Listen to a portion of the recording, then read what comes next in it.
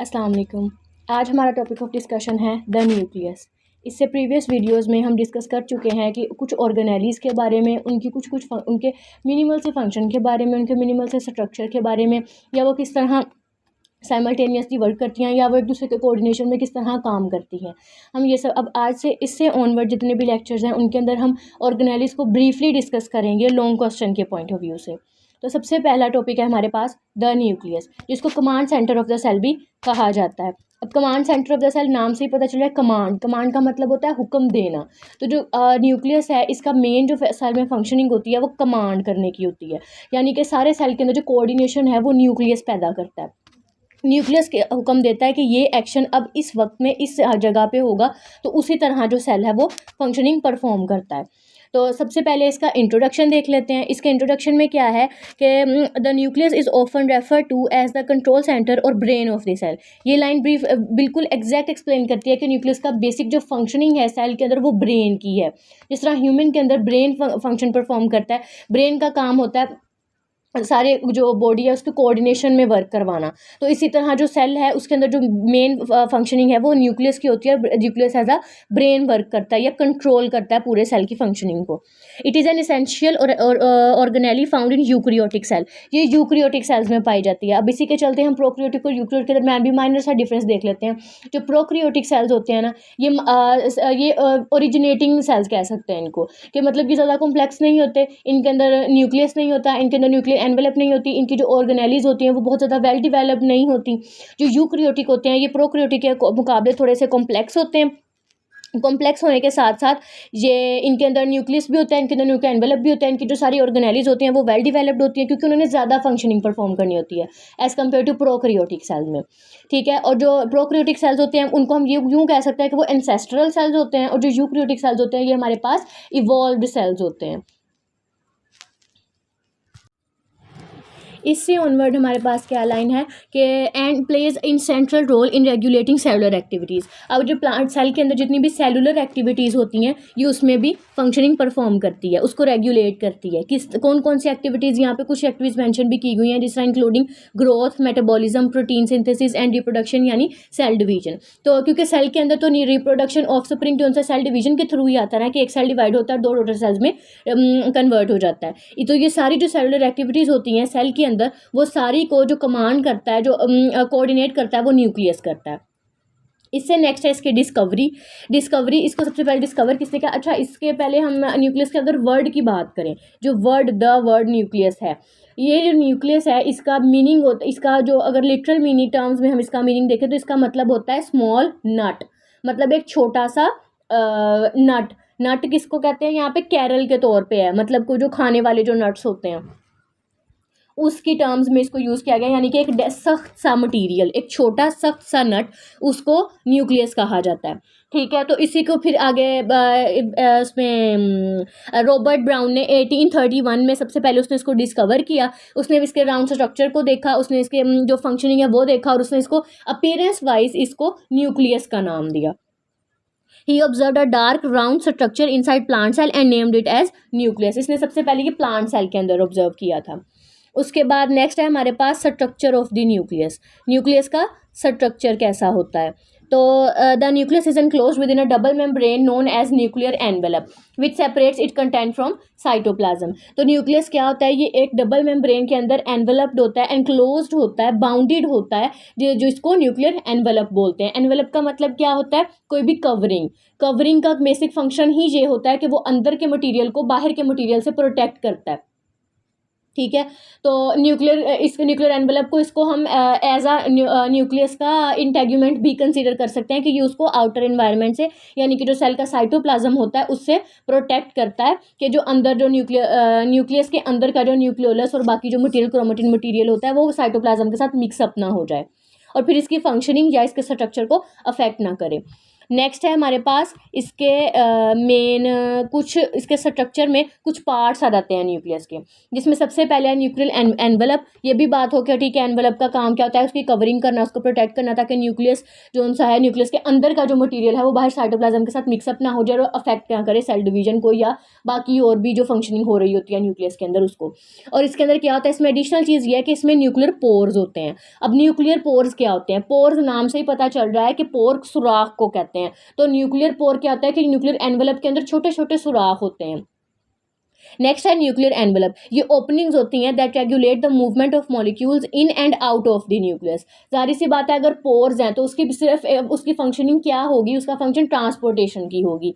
मतलब जो साइटोप्लाज्म में से अगर कुछ मटेरियल, किसी मटेरियल का न्यूक्लियस के अंदर जाना ज़रूरी है या न्यूक्लियस के अंदर से किसी चीज़ का बाहर आना ज़रूरी है, तो वो उसके लिए क्या, वो न्यूक्लियर पोर्स को सोर्स के तौर पर यूज़ करते हैं, या फिर हम यूँ कह सकते हैं कि वो उसको यूज़ करते हैं ट्रांसपोर्टेशन के लिए।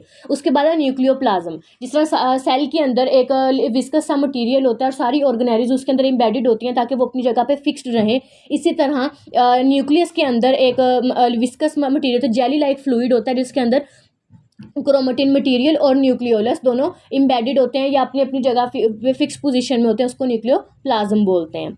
और फिर नेक्स्ट है हमारे पास क्रोमेटिन मटेरियल। अब जो क्रोमेटिन मटेरियल न्यूक्लियस के अंदर प्रेजेंट होता है वो थ्रेड लाइक फॉर्म में होता है। जब डीएनए जो है वो थ्रेड लाइक फॉर्म में प्रेजेंट होता है, उसको क्रोमेटिन बोलते हैं, सॉरी, उसको क्रोमेटिन मटेरियल बोलते हैं। और जब ड्यूरिंग सेल डिवीजन वो कंडेंस होता है, कंडेंस होकर एक क्रोमाटिड के हेल्प से क्या होता है, सेंट्रोमियर और क्रोमेटिड की हेल्प से एक पूरा स्ट्रक्चर बन जाता है आगे सेल डिवीजन करने के लिए, उसको क्रोमोसोम बोलते हैं। ठीक है, तो जो क्रोमेटिन है, उन्होंने कहा DNA and protein complex condenses into chromosome during cell division. वही बात रहेगी कि सेल डिवीजन के ड्यूरिंग जो क्रोमोसोम होते हैं, सॉरी, जो क्रोमेटिन मटेरियल था वो कंडेंस होकर क्रोमोसोम में कन्वर्ट हो जाता है और फिर सेल डिवीजन होती है। उसके बाद नेक्स्ट है न्यूक्लियोलस। न्यूक्लियोलस क्या होता है, ये डेंस रीजन होता है responsible for ribosomal RNA synthesis and ribosome assembly. जो राइबोसोमल आरएनए होता है उसके सिंथेसिस में न्यूक्लियोलस इंपॉर्टेंट रोल प्ले करता है, अलावा उसके राइबोसोम की असेंबली। अब राइबोसोमल आरएनए, अभी हमने पिछले जो वीडियो थी उसी में मैंने ब्रीफली एक्सप्लेन किया कि जो राइबोसोम होता है इसका मेन फंक्शनिंग क्या होती है कि प्रोटीन सिंथेसिस होती है। तो जहाँ पे भी राइबोसोम ऑर्गेनेली का नाम आ जाए वहाँ ये अंडरस्टूड सी बात होती है कि वहाँ पे प्रोटीन सिंथेसिस लाजमी होगी। और प्रोटीन्स क्या होते हैं, प्रोटीन्स लॉन्ग पॉलीपेप्टाइड चेन्स होती हैं अमाइनो एसिड्स की। इसके बाद नेक्स्ट, अगर इसके पार्ट्स को हम ब्रीफली एक्सप्लेन करें डायग्रामेटिकली, तो यहाँ पे हम देख सकते हैं जिसमें सबसे आउटर साइड पे एक इनर और आउटर मेम्ब्रेन कलेक्टिव होकर एक डबल न्यूक्लियर एनवलप बना रही है, डबल मेम्ब्रेन बाउंडेड। उसके बाद ये सेंटर में न्यूक्लियर पोर है जिससे ट्रांसपोर्टेशन होती है। उसके बाद नेक्स्ट ये क्रोमेटिन थ्रेड है। क्रोमेटिन थ्रेड क्या होता है कि ये थ्रेड की फॉर्म में या इसको सारे जो होता है न्यूक्लियोप्लाज्म उसके अंदर इम्बेडेड होती है, सारे मतलब फ्री इम्बेडेड नहीं, सॉरी, फ्रीली फ्लोट करती है chromatin material, thread like structure होता है। ये सेंटर में जो डेंस मटेरियल होता है ये न्यूक्लियोलस होता है। सेल के अंदर जो सेंट्रल पार्ट होता है वो न्यूक्लियस होता है और न्यूक्लियस के अंदर का जो सेंट्रल पार्ट होता है वो न्यूक्लियोलस होता है। ठीक है, और उसके बाद जो सारा मटेरियल है विस्कस सा जिसके अंदर ये फ्लोट कर रहा है वो है न्यूक्लियोप्लाज्म। इसके बाद नेक्स्ट हम देखते हैं कि इसकी फंक्शनिंग कैसे होती है। सबसे पहले इसके अंदर ये स्टोर करता है genetic material. Genetic material the nucleus houses DNA the hereditary material of the organism. अभी हम ऊपर ही डायग्राम में देख के आए हैं कि जेनेटिक मटेरियल या जो क्रोमेटिन थ्रेड लाइक स्ट्रक्चर होता है वो इसके न्यूक्लियस के अंदर प्रेजेंट होता है। तो इसी तरह से उन्होंने यहाँ पे मेंशन किया कि जो न्यूक्लियस है ये डीएनए का हाउस होता है, डीएनए का घर होता है। ये उसको क्या होता है, उसको प्रोटेक्शन प्रोवाइड करता है आउटर इन्वायरमेंट में से। उसके अलावा इसको स्टोर करता है, उसको हेल्प देता है कि मतलब जब वो सेल डिवीजन होनी हो तब तक के वो किस तरह फ्रीली फ्लोट कर सकता है। फिर ड्यूरिंग सेल डिवीजन भी न्यूक्लियस ही इंपॉर्टेंट रोल प्ले करता है। और डीएनए होता क्या है, डीएनए एक हेरिडिटरी मटेरियल होता है जो एक एंसेस्टर से आगे इवॉल्व्ड ऑफस्प्रिंग के अंदर जाना होता है और उसने अपने जो ट्रेट्स हैं उसको ट्रांसफर करना होता है अपने न्यू ऑफस्प्रिंग के अंदर। तो वो किसके थ्रू होता है, वो डीएनए के थ्रू होता है। उसके बाद नेक्स्ट है कंट्रोल सेलुलर एक्टिविटीज़, जो सेल के अंदर ऊपर ही हम पढ़ के आए कि सेल के अंदर जितनी भी सेलुलर एक्टिविटीज़ होते हैं जिसमें ग्रोथ आ जाती है, मेंटेनेंस आ जाती है, उसके अलावा यानी कि मेटाबॉलिज्म, उसके अलावा सेल डिवीजन, रिप्रोडक्शन आ जाती है। तो ये सारे जो प्रोसेसेस होते हैं, ये सेलुलर एक्टिविटीज़ जो सेल के अंदर हो रही होती हैं साइमल्टेनियसली, वो जो सारी एक्टिविटीज़ होती हैं वो भी न्यूक्लियस की हेल्प से ही होती हैं। यहाँ पे बेसिकली उन्होंने मेंशन किया bye regulating gene expression. Gene expression का मतलब क्या होता है कि कोई भी ऐसा ट्रेट जो डीएनए के थ्रू आगे अपने ऑफस्प्रिंग में उसने ट्रांसफ़र किया और वो एक्सप्रेसिव है, ठीक है। कुछ ट्रेट्स होते हैं जो नेक्स्ट ऑफस्प्रिंग में सप्रेस हो जाते हैं, कुछ होते हैं जो उभर के बाहर आते हैं। तो देख के ही पता चलता है कि ये मतलब जो पेरेंट्स से उसको ये ऑफस्प्रिंग में डिलीवर हुआ, तो ये जो जो जीन है वो वाले जो जीन्स होते हैं वो एक्सप्रेसिव जीन्स होते हैं या डोमिनेटिंग जीन्स होते हैं। तो ये वो एक्टिविटीज़ भी न्यूक्लियस ही कंट्रोल करता है। अलावा उसके सेल डिवीजन, रिप्रोडक्शन में जो होती है इंपॉर्टेंट, ये भी ऊपर अभी बात करके आए इंट्रोडक्शन में कि जो सेल डिवीजन होती है न्यूक्लियस के अंदर, ये भी जो डीएनए की सेल डिवीजन होती है वो भी न्यूक्लियस के अंदर ही होती है। The nucleus ensures the accurate distribution of DNA during mitosis and meiosis. तो इसमें उन्होंने क्या कहा है कि जो न्यूक्लियस होता है ये इंश्योर करता है कि जो डीएनए की डिस्ट्रीब्यूशन है माइटोसिस और मियोसिस में मतलब एक्यूरेट हो, क्योंकि माइटोसिस के अंदर क्या होता है कि माइटोसिस के अंदर एक पेरेंट सेल डिवाइड होता है और डिप्लॉयड दो डॉटर सेल्स बनाता है, दोनों के अंदर इक्वल नंबर ऑफ क्रोमोसोम्स होते हैं। जबकि जो मियोसिस होती है, होते इक्वल है लेकिन डिप्लॉयड होते हैं। जबकि जो मियोसिस होती है इसके अंदर एक जो पेरेंट सेल होता है वो हैप्लॉइड होता है, यानी कि उसका एक न्यूक्लियस होता है और वो आगे 4 डॉटर सेल्स में कन्वर्ट होता है। तो ये जो माइटोसिस और मियोसिस है ये भी बहुत मेजर क्वेश्चन बनता है एफएससी और मैट्रिक लेवल के अंदर, और ये लॉन्ग क्वेश्चन के पॉइंट ऑफ व्यू से भी इंपॉर्टेंट होता है और शॉर्ट क्वेश्चन के पॉइंट ऑफ व्यू से भी इंपॉर्टेंट होता है। और इसको इंशाल्लाह मैं नेक्स्ट भी लेक्चर में इसको ब्रीफली एक्सप्लेन करूँगी। उसके बाद है राइबोसोम प्रोडक्शन।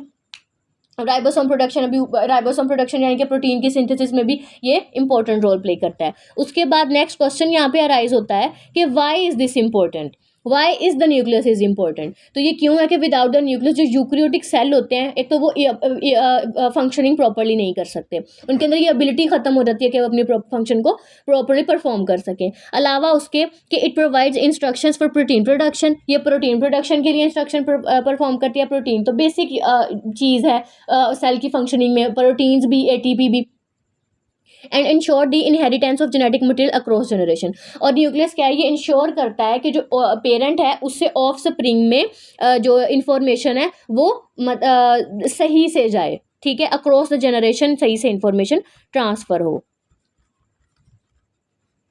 उसके बाद डायग्राम हम पहले एक्सप्लेन कर चुके हैं। फिर उसके बाद नेक्स्ट है फन फैक्ट। फन फैक्ट यहाँ पे क्या है कि जो एवरेज ह्यूमन सेल का न्यूक्लियस होता है, एक आम नॉर्मल जो ह्यूमन बीइंग होता है उसका जो एक सिंगल यूनिट होता है लाइफ का सेल, उसकी जो स्पेस होती है उसके अंदर वो 6 माइक्रोमीटर तक होती है। लेकिन उस 6 माइक्रोमीटर की स्पेस के अंदर जो डीएनए होता है वो 2 मीटर का होता है। मतलब इतना ज़्यादा डीएनए के थ्रेड्स उसके अंदर पाए जाते हैं इतनी थोड़ी सी स्पेस के अंदर। तो ये एक कुदरत का ही एक मतलब करिश्मा है कि उसने इतनी थोड़ी सी स्पेस के अंदर इतने ज़्यादा चीज़ों को उसने कंडेंस करके रखा हुआ है और वो अपनी फंक्शनिंग इक्वली प्रॉपरली परफॉर्म भी कर रहे हैं।